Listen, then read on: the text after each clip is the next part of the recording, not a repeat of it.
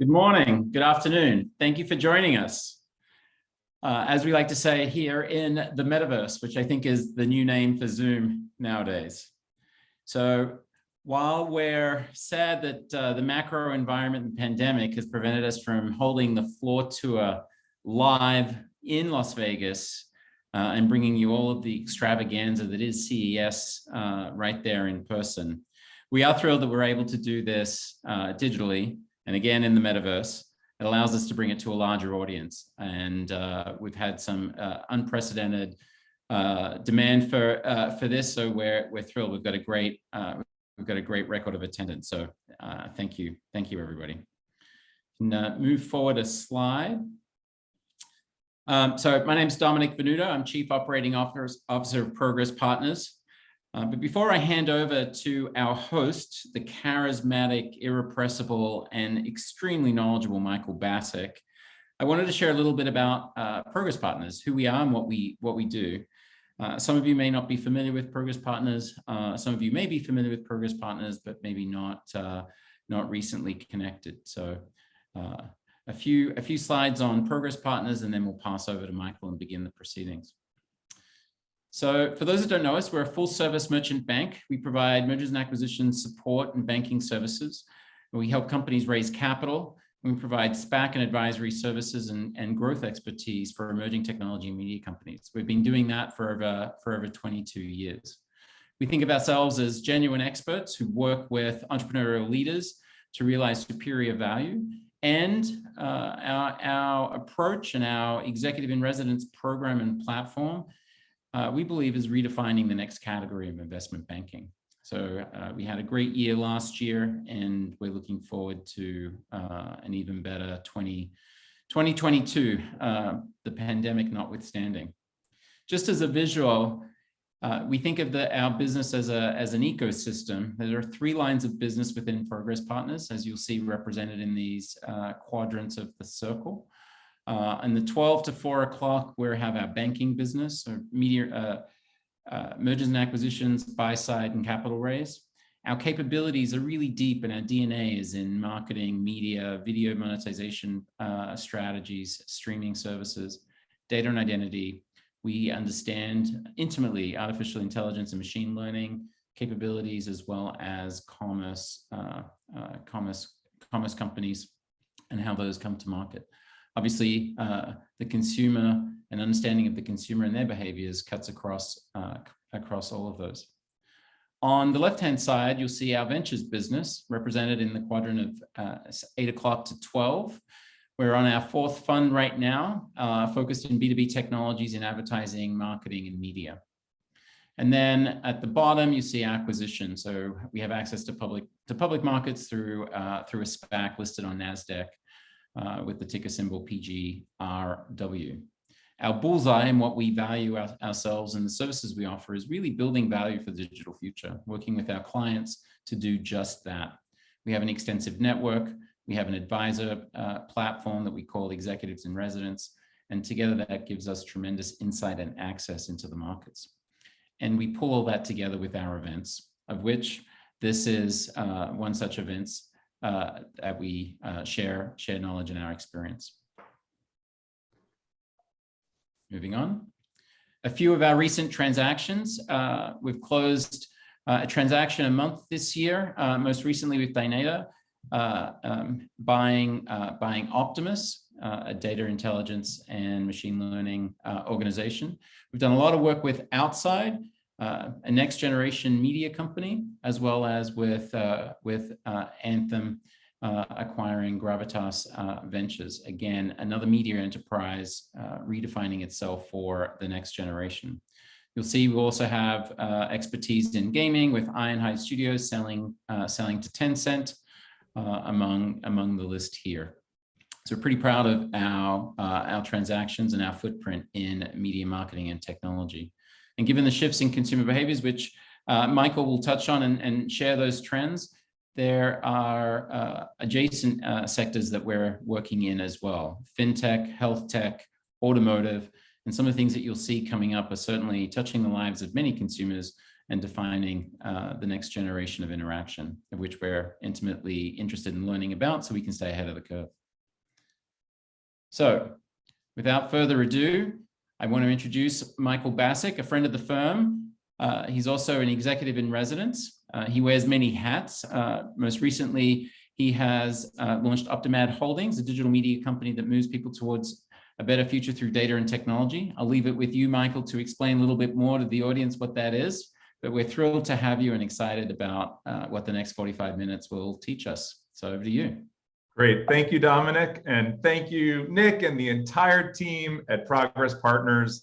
I'm Michael Bassick. It's wonderful to be here with you today. While we might not be in Vegas, I'll have you all know we did stay up till 4 in the morning anyway, just to remember what it felt like to walk the show floor, the largest trade show in the world. And over the next 45 minutes, we're going to do our very best to recreate the excitement and wonder of being right there at CES. We're going to cover the most important trends and the biggest announcements, just like we normally would. And we're going to see it all. We're going to see the screens, the phones, the cars, AR, VR, drones, NFTs, robots. So let's begin. Behind me is Tech East. This is typically the epicenter of CES. Last year, this was a COVID-19 testing center. And this year, we're not really sure what's going on. It's probably crickets. But in a normal year, this is where the most important consumer electronics and automotive brands set up shop. Samsung, LG, Sony, GM, Toyota, Amazon, Qualcomm, Intel. And while some of these companies have chosen to sit out this year, it hasn't stopped them from using CES to virtually announce and showcase new products and innovations. So for those who have been on one of my floor tours before, you'll know right about now, I'm saying, why don't you get your headsets on? And we always start with a show of hands. So I want to know right now, David, help me with this one. Let's launch the first poll here. Who among you have been to CES before? Have you been to CES in the past? David, there we go. All right, wait, it was there and it went away. Can we do it again? All right, there we go. How many times? Now, what we've done here, this poll is scientifically designed with a very advanced algorithm to help me understand how many jokes I can recycle from previous tours. So please take your time when answering this. All right, let's see the results. All right, that's pretty good.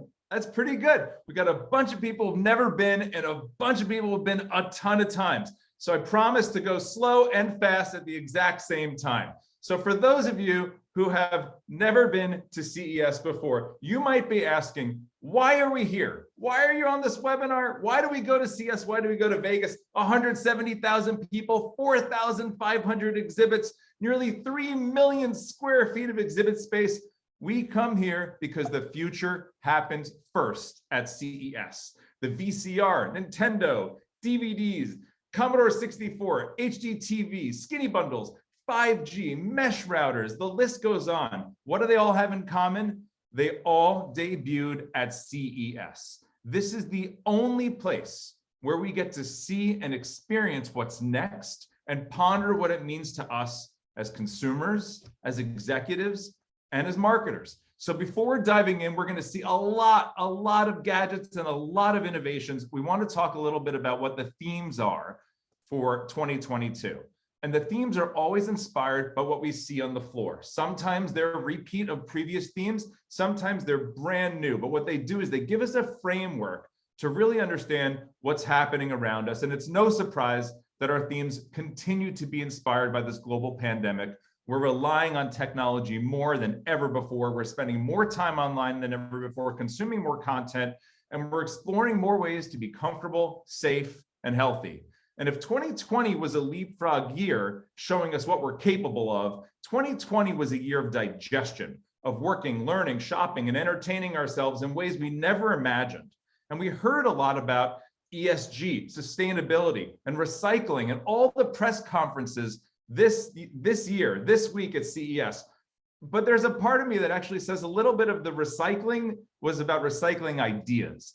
There wasn't as much innovation as in 22 and 21 as there was in 20, but that's what we're about to see, what the themes are for this coming year. So 4 themes we'll go through pretty quickly. First one is SWAS, service with a screen. This new economy has emerged right beneath our very eyes, turning hardware manufacturers into service providers nearly overnight. Your laptops, our devices, even our cars and applications are now all connected to the internet and on their way to perhaps becoming loss leaders as companies launch and invest service-based subscription and advertising businesses. It used to be that you bought a TV, you got it from Best Buy, you came home, you plugged it in, and that was the last time you ever engaged with that television company. Now, the first thing you do, you plug your TV in, and there are all these ways to create data, advertising, and subscription revenue in ways that didn't exist before. The next is our can't touch this contactless future. Contactless food delivery, contactless payments, keyless entry, facial recognition, remote learning, telemedicine. These are all things I did yesterday and all things that are example of this don't touch me revolution. If you're ready to double down on this, autonomous vehicles, drones, and practical robots are coming for us, reducing the need for human labor and human interaction with massive social and economic implications.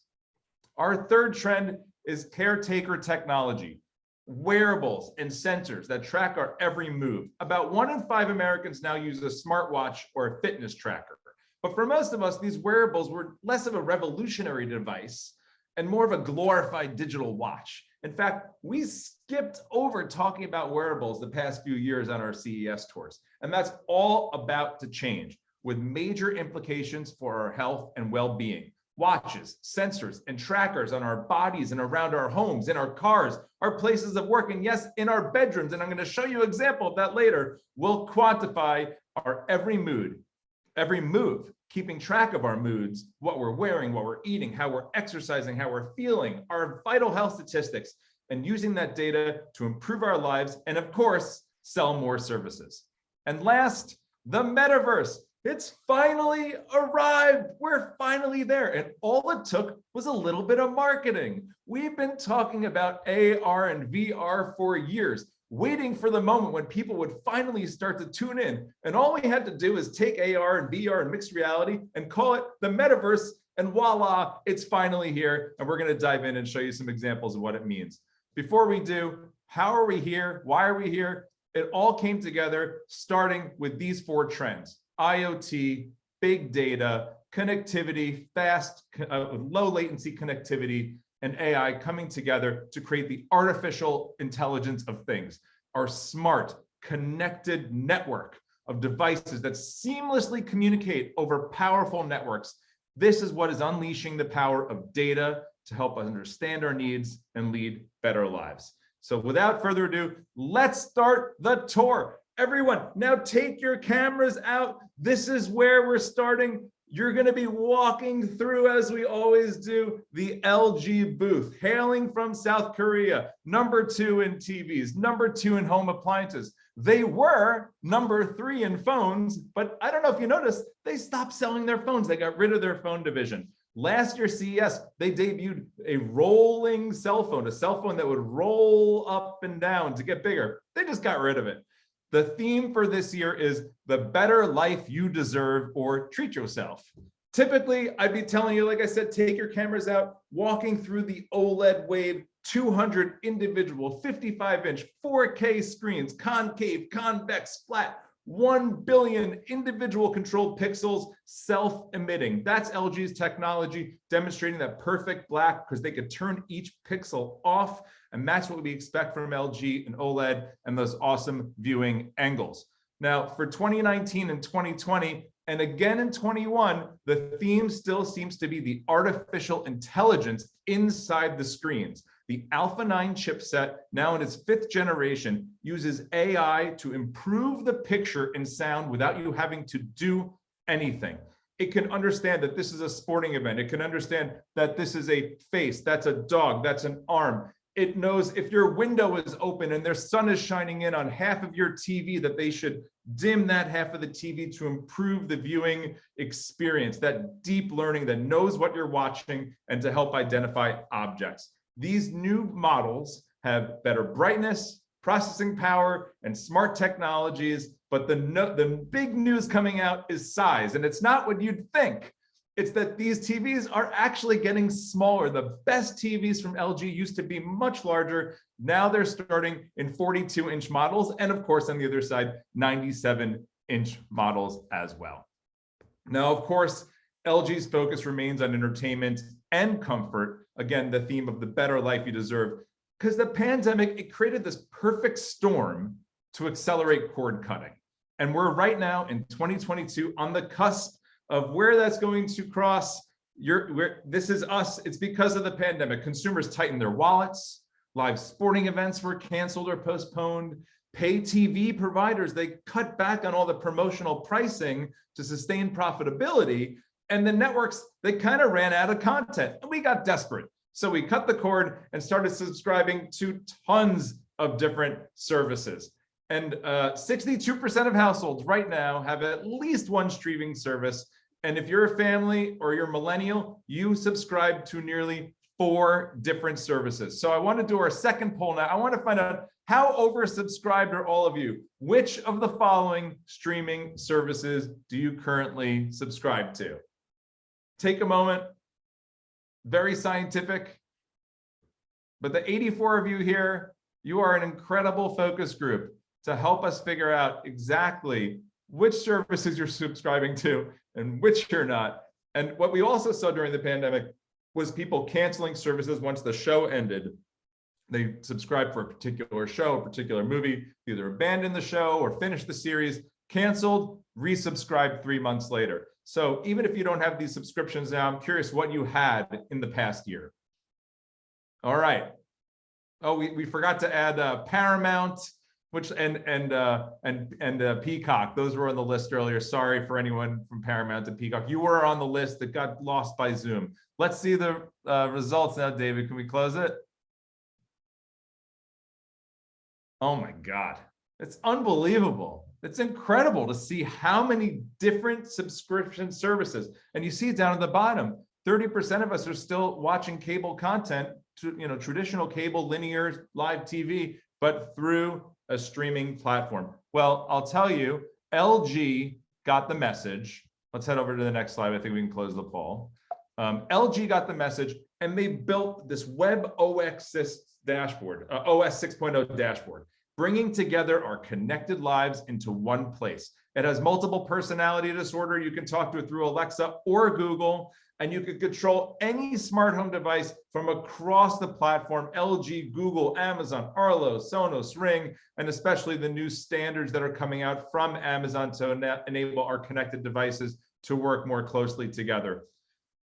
My favorite feature, which actually we saw about 6 or 7 years ago at CES when Dish with the Hopper was able to do this. It takes all of your subscription services together. So you have Netflix, you have Amazon, you have HBO, you have Hulu, and it creates your own guide that you could search across all of these different content subscription services, providing recommendations. Remember the theme, screen with a service. You'll also notice in the top left corner there that you see an ad. What you won't see is the ACR technology from Samba TV or Samsung Ads or LG's Alfonso that enable these companies to track everything we watch, when we watch it, how we watch it, and to sell that data to create better advertising experiences.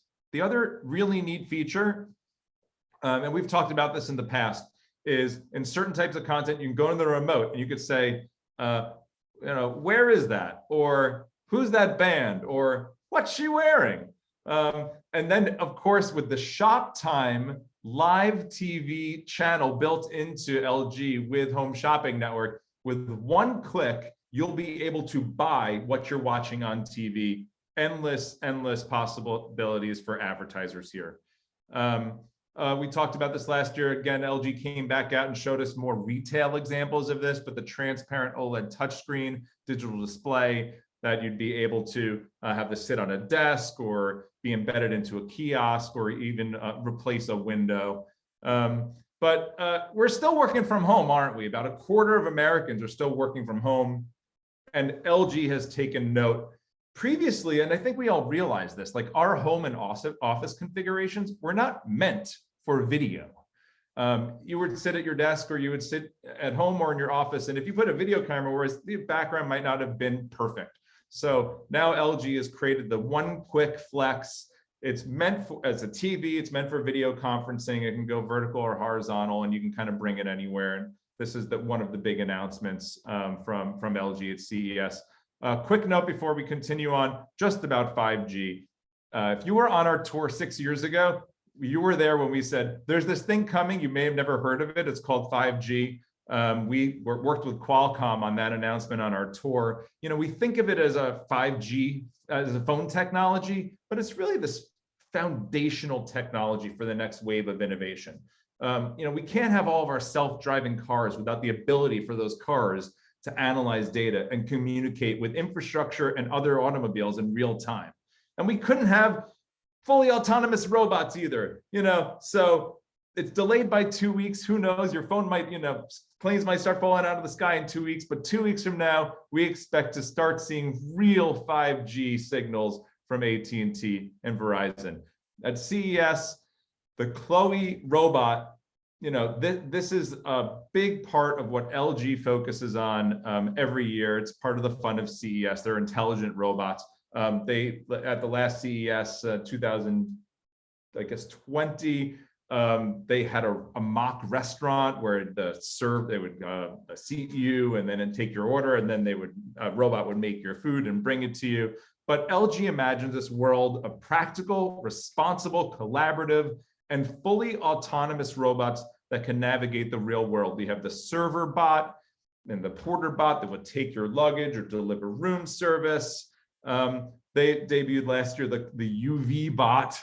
You know, kind of felt gimmicky, but they actually have been selling it. It's Washington Post called this a plug-in space heater on wheels. But the idea here is that LG wants robots to be part of our lives and being helpful in many ways.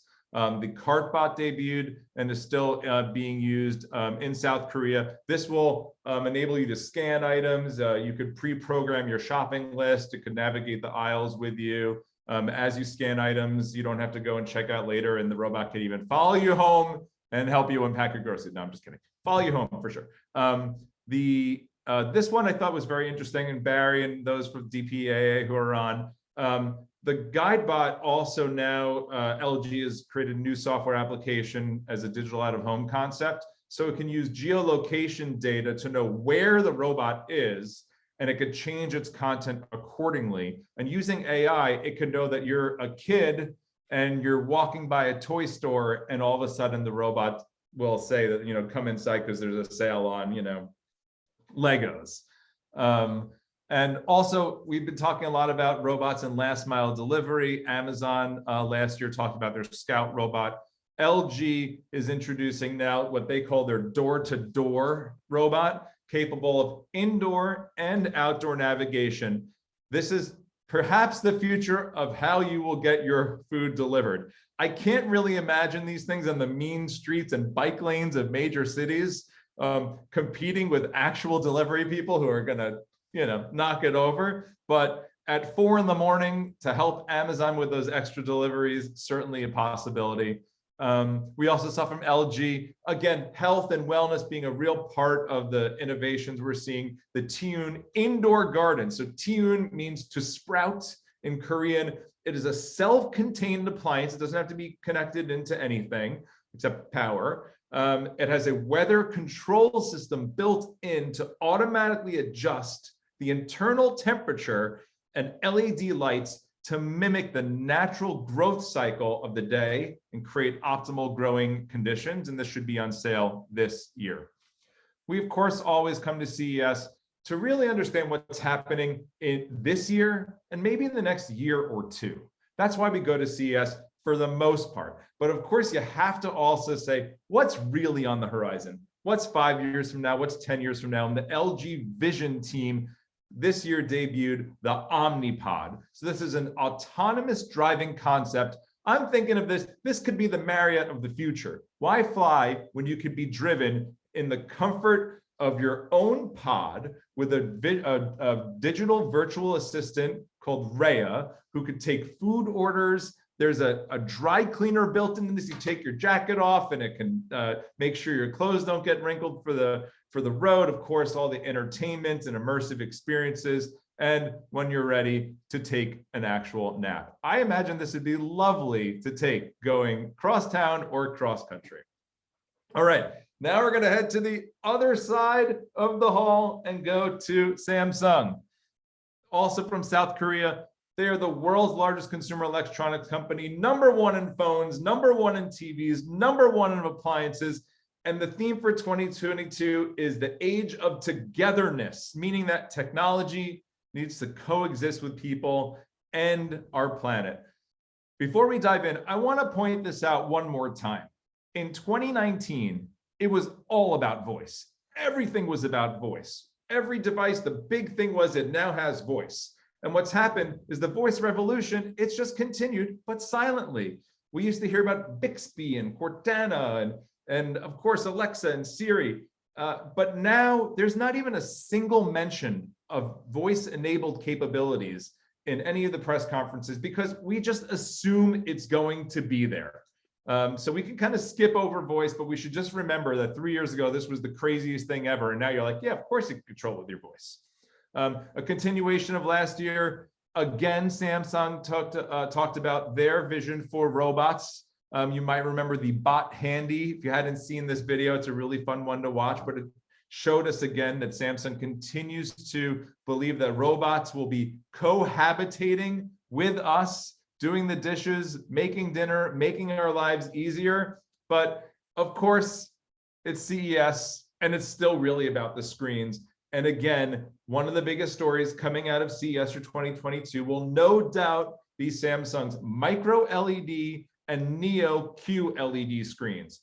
The reason for this is that there has always been this perception that although Samsung sells more TVs, that LG's TVs were better viewing angles, the ability to have those self-emitting lights. Each pixel can go on or off, so you can get the darkest darks and the brightest brights.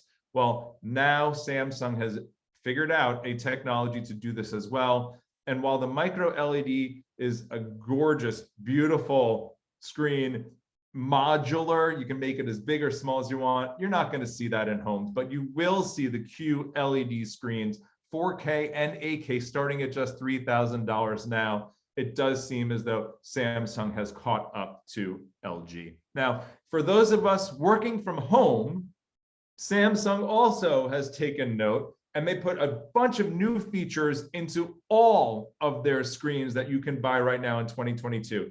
Easier to connect a mouse or a keyboard or to cast your computer. You can also connect a camera to the top of your TV, initiate Google Duo video calls with up to 10 participants. You can control your screen with Bixby, Alexa, Google Assistant. And then they have this other really cool capability that I really like called multicast, which is you could take your phone, and if it's showing a video or if it's just listening to music, you simply tap it on the top of your TV, and whatever you had on your phone will now display in your TV. It works with all the Samsung phones and devices and will work with Apple in the near future. And the quad view, which I also really like, which now has the ability for you to watch or play up to 4 different devices all at once. So you can have a video call, you can have a YouTube video, and you could also be watching 2 different video streams all at once. We don't really need to talk about Samsung TV Plus, launched a few years ago, but we do just want to mention a little bit. It now has 190 free channels. You turn on your TV and boom, you are instantly connected to the internet and watching 190 streaming free channels: Cheddar, AMC, ABC, CBS. The thing that I really like is they also put this in your phone. So now you can watch TV when you're on the go. My favorite still is working out now from home. So I'm most excited to see the innovations from the Samsung Smart Trainer which is now part of the Samsung Health ecosystem. And we'll talk about that ecosystem in a moment. About 67% of us say that their work from home lifestyles have improved. We've become healthier, we're eating better, and we're exercising more often. And now we have the ability, just go get a Samsung TV. Don't have to buy the Peloton, which you should anyway. Just get the TV, and you can enjoy hundreds of free premium classes, all from the comfort of your home. You put the connected camera up there, and the Samsung trainer will give you real-time tips on your form and your progress. And of course, there are badges. And of course, it integrates with subscription services like Peloton and Obey. Will we ever return to the gym? I don't know. Working out from home with a connected TV is just one of the examples of the contactless, don't touch me, I don't want to see anybody, but I still want to do everything I want to do revolution. So I am curious for our next survey, David, let's get this one up. Which of these contactless services have you used in 2021? Which activities did you participate in? Did you have contactless delivery from a restaurant? Sure, right? But did you go to a grocery store and pick up your groceries curbside? Did you have liquor delivered to your, for the first time, you probably had liquor delivered through an app in the last year. I go to Target. Whenever I go to Target, I'm ordering it in my phone and I want to pick it up. It's all about convenience. This has been a massive, massive innovation for us, and it's really helped retail and restaurants and grocery as well. All right, let's see. Which of these did you guys do in 2021? Wow. Wow, look at that. That is, I think you could scroll down. If you scroll down in there, because the one I want to really point out is 67% of us had a virtual doctor appointment.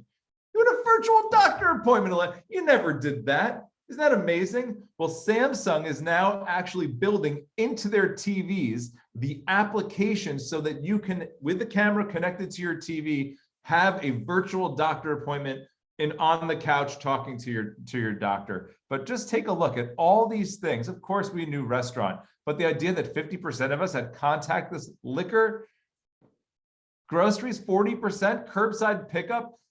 These are just some of the crazy innovations that have been, because of the pandemic. All right, let's go ahead to the next screen. I want to talk about lifestyle TVs. We always talk about Samsung's lifestyle TVs.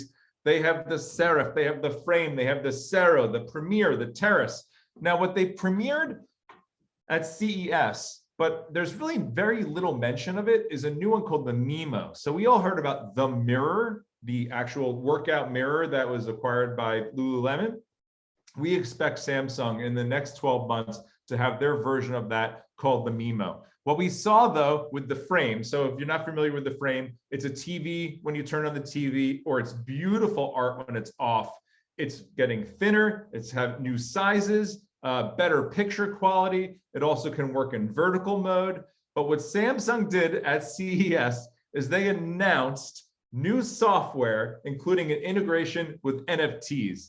And they now will enable you to use Samsung's NFT platform to discover, buy, and trade NFTs to display on your frame. Again, it's a screen with a service. So additional revenue generated by Samsung by taking a percentage of sales from every NFT transaction.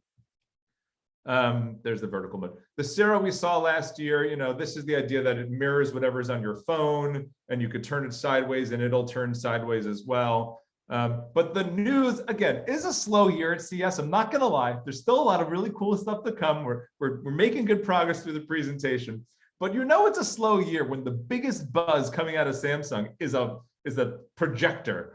The smart speaker and throw projector was the biggest news coming out of Samsung's press conference. It could throw images up to 100 inches. You can pre-order this now for $8.99.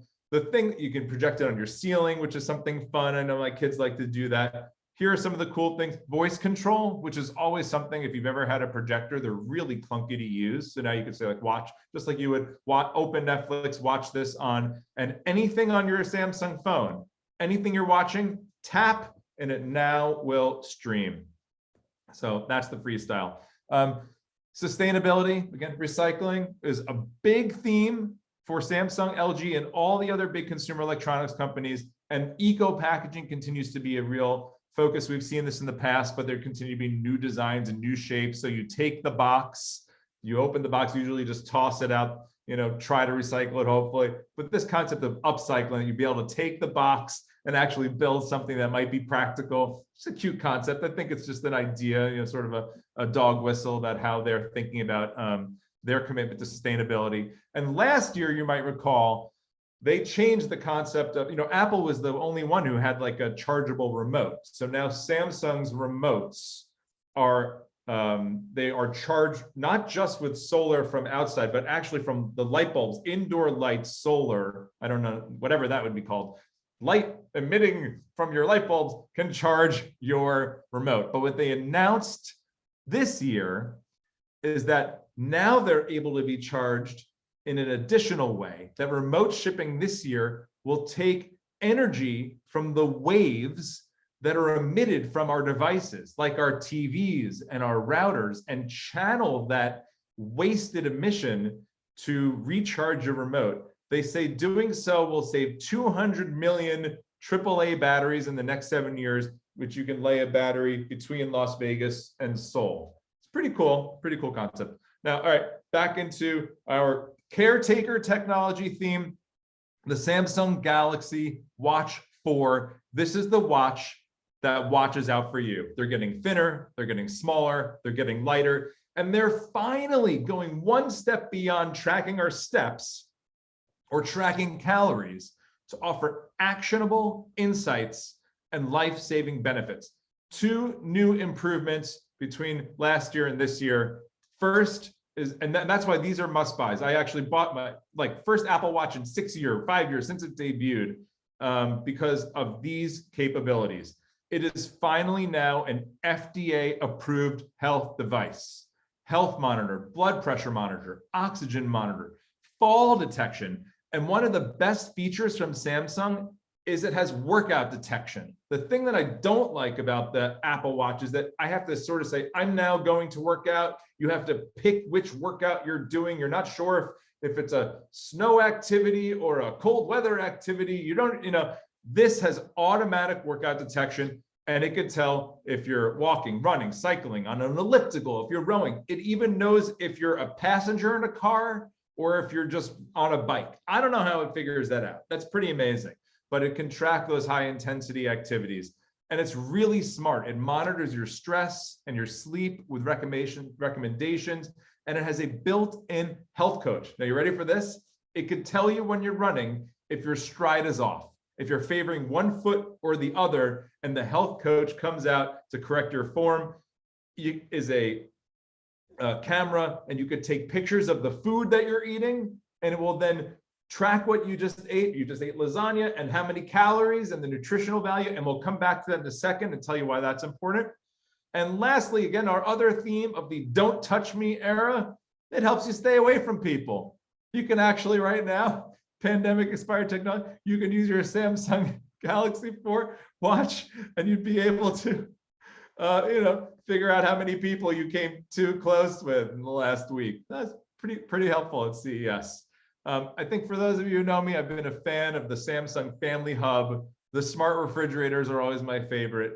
Last year, they gave us the coolest thing ever, the ability to see inside. You've been to the supermarket before.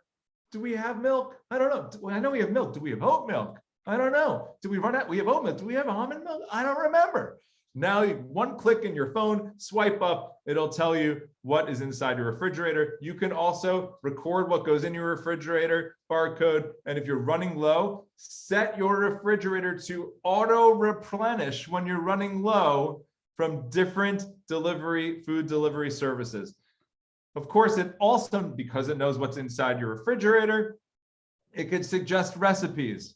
So of course, you take out your phone, it suggests a recipe, or you do it right on your screen on the refrigerator, suggests a recipe. You pick that recipe, the cooking class begins. Now it's showing you how to prepare this. You begin preparing, and it also sets a timer. Now you're cooking, and it preheats the oven.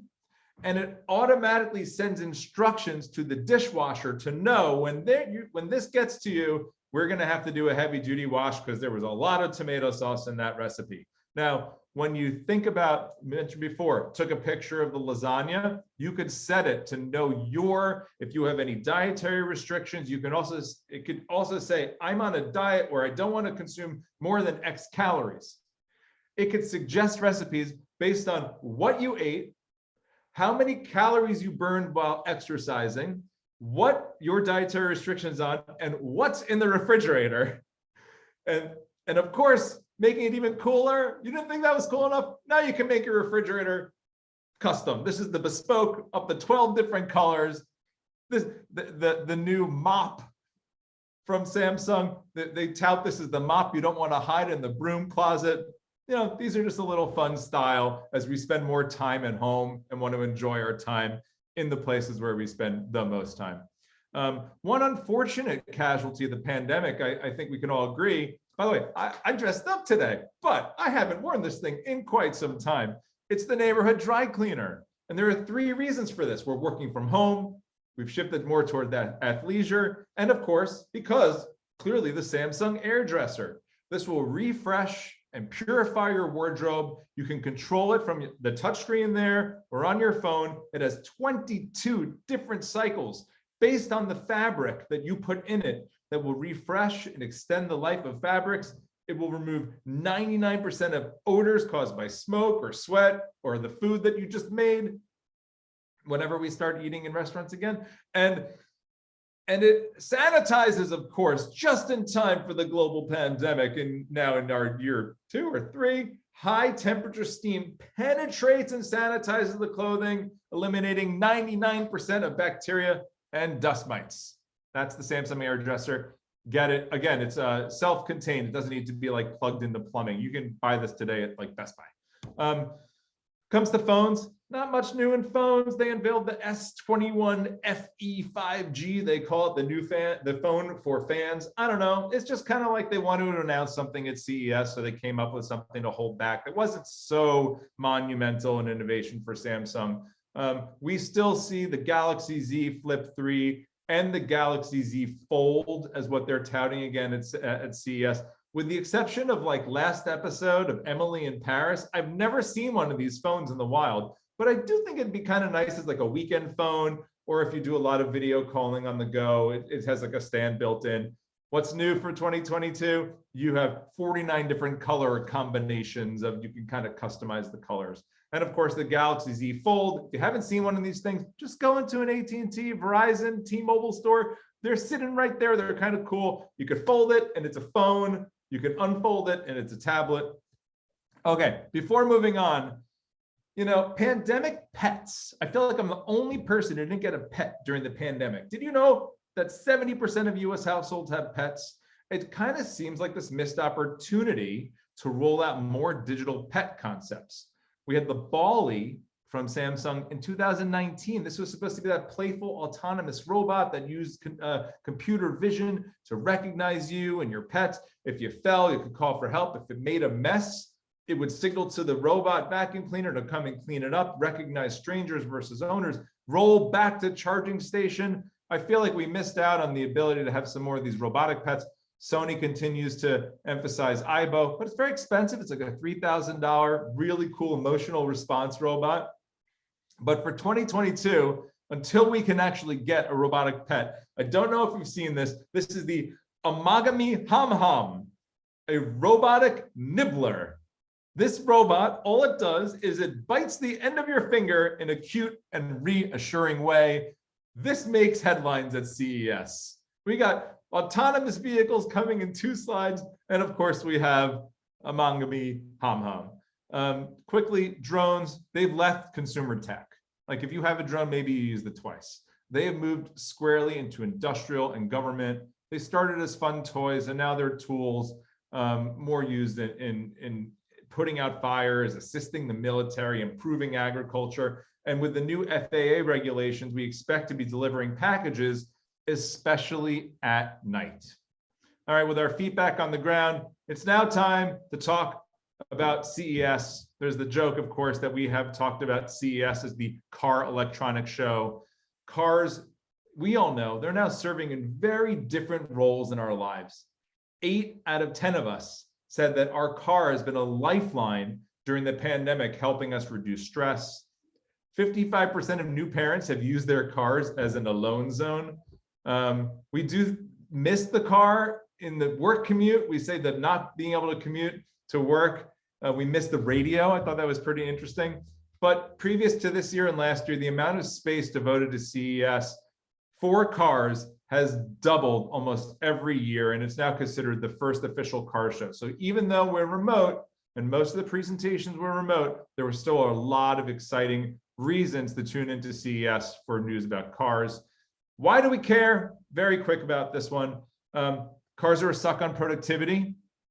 Why do we want autonomous cars? Why do we want electric cars? Because by the time you die, you will have spent almost 38,000 hours behind the wheel of a car. That's time you could have spent working or shopping or ordering groceries or consuming content, studying, exercising, anything.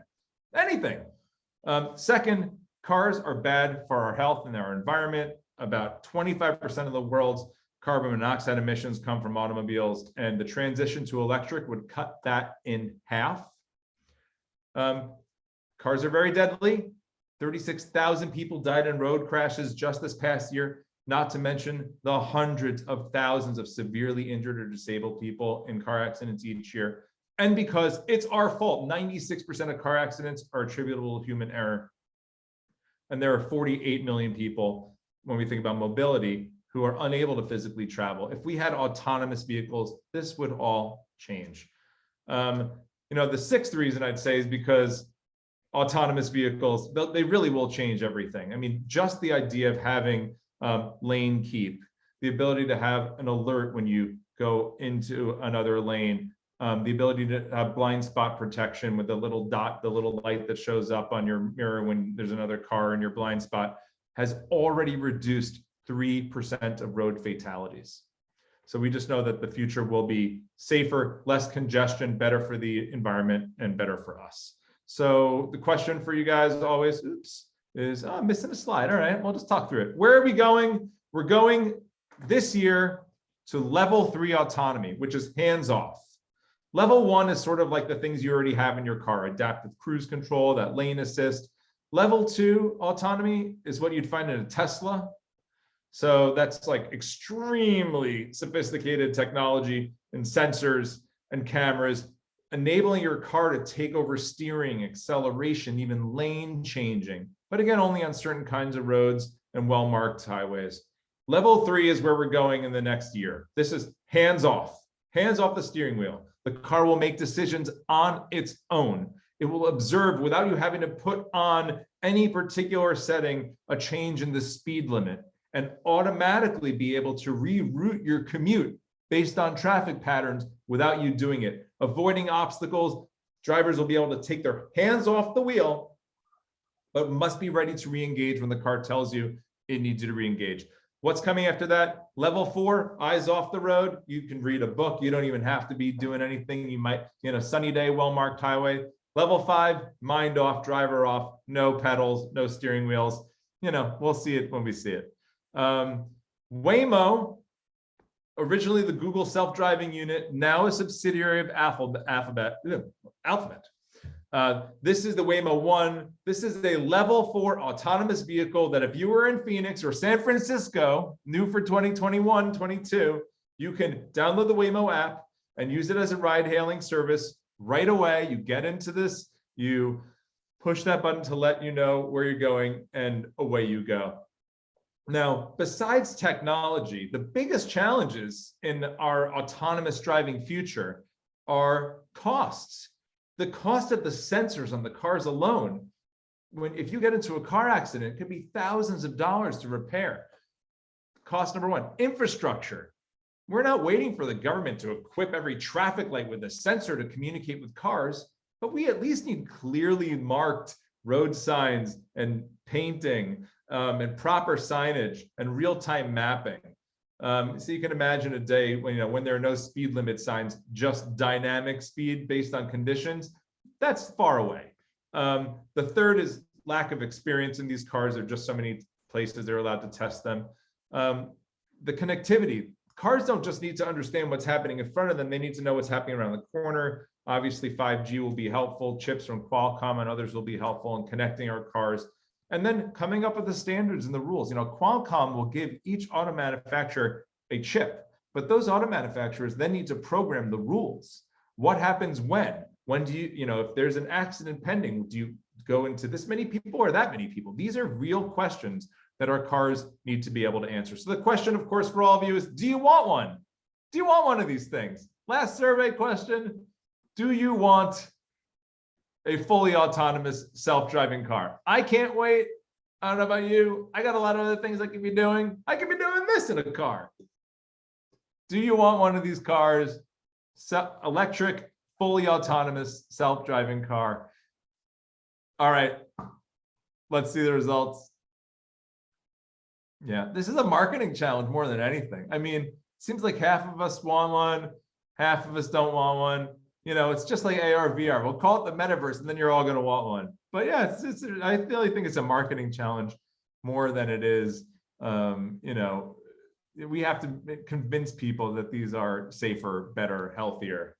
All right, moving along, coming to the end. Last year, it was really all about trucks. GM unveiled the Hummer EV. You could pre-order it. It's supposed to happen in 2022. You'll get it. It does crab walk, which you could walk diagonally, because who doesn't want to drive diagonally? And it has a really fun feature called tank mode, where you can have it do donuts.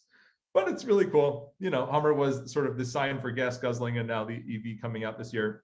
And of course, the Rivian truck, you can pre-order this now. It powers Amazon's fleet of electric trucks. This is the RS1.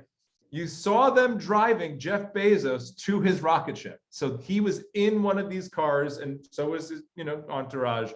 It goes 0 to 60 in 3 seconds. It can tow about 8,000 pounds. It can go into 3 feet of water, and at the $70,000 price range, it can do about 3,000 miles of range. It has 11 cameras, one of which is also inside to monitor the alertness of the driver. So when we get to that level 3, level 4 autonomy, it can actually say, you look sleepy, you look tired, we're going to take over now. Or vice versa. Now it's time for you to take over, but you're not paying attention. Let's see, free over-the-air updates. We talked about this again, that we talked about screen with a service, how about car with a service. Did you know that Teslas come capable of so much more, but you have to subscribe to the Tesla upgrade service to be able to unlock all the features. BMW and others are now, if you want to download new updates and new upgrades, you need to subscribe, but they say that theirs are free. This is not it. This is Chevy. But the Ford F-150, that's the best-selling vehicle in America. In 2022, they're coming out with the Lightning. That has 300 miles of range, tow 10,000 pounds, 563 horsepower. GM always, I shouldn't say always, for the last 2 years, has really used CES as a place to make big announcements. This is the second best-selling vehicle in America, the Chevy Silverado. And they announced at CES the all-new electric Chevy Silverado that you can reserve right now, starting at $40,000, but the luxury model, $105,000. It can go 400 miles on a full charge. A few other really fun features. It has a jump start capability. So you're next to another electric car that didn't find a charging station fast enough, you can charge that car.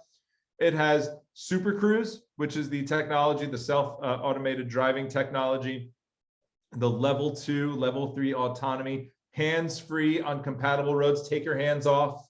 Don't have to have your hands on the wheel. And it'll alert you when you have to put your hands back on. It has a full glass moonroof. And the other fun thing, it has 10 outlets. Like you could plug a bunch of stuff in there. And this is another car that I really like. This is the Faraday Future luxury sedan. This is the Bentley of EVs. It has 3 electric motors. It goes 0 to 60 in 2.4 seconds. Again, that level 2, level 3 autonomy. And it has really fun features. One is the natural body posture, which is supposed to simulate weightlessness. So you'd be able to go into this reclining position, designed to, make your drive much more exciting and much more relaxing and entertaining. Things missing from CES this year, because we're not there. There's like big, bold, like, oh my God, I can't believe there's a helicopter there. And GM stole the show last year with its Cadillac VTOL vertical takeoff and landing concept. Again, this concept of recycling, they're recycling out of content. This, again, they showed us.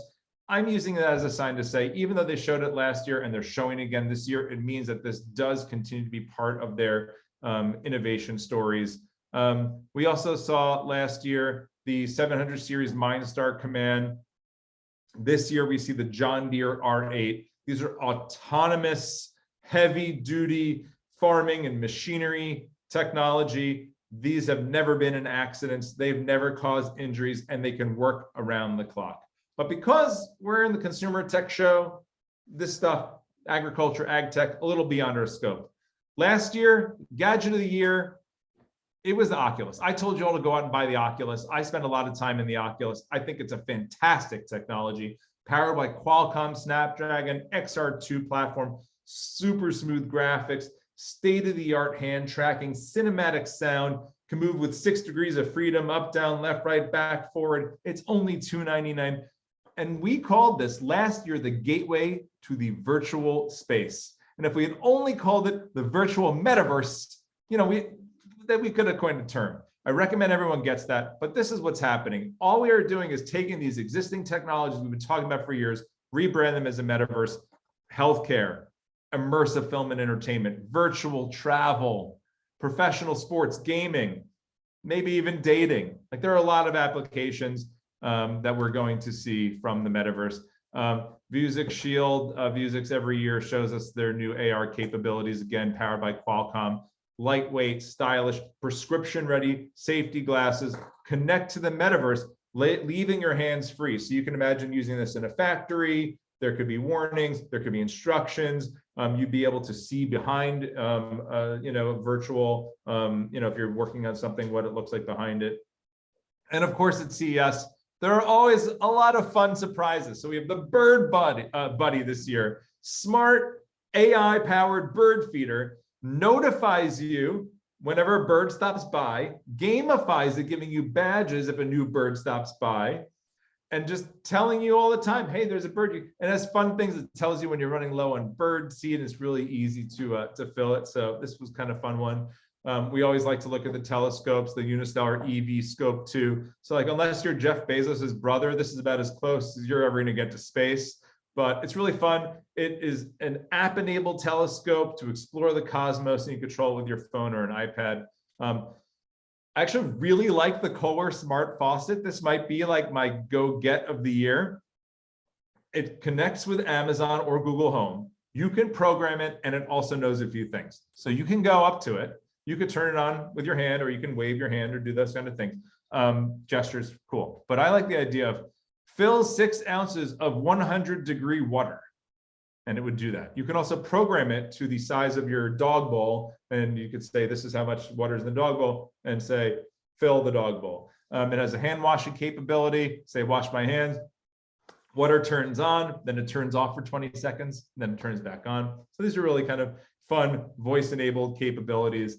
I don't know about you. I did a lot of weird things. Like, I cut my hair during the pandemic, so I don't have to get haircuts. I also colored my wife's hair, like on 5 or 6 occasions.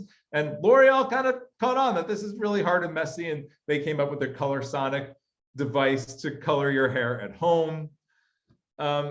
We also were talking about pod systems a lot last year. The Cold Snap frozen dessert maker. This was pretty fun. And we also talked to my friend Stephen Krause from High Tech. Has this. This is the Keurig DrinkWorks home bar. Prepares perfectly crafted cocktails at the push of, maybe I've had a few, at the push of a button. It's available and wonderful, but the pod system, it's okay. You might not like the flavor. You might want to tweak the recipe a little bit. So this year we have the Black & Decker Bev.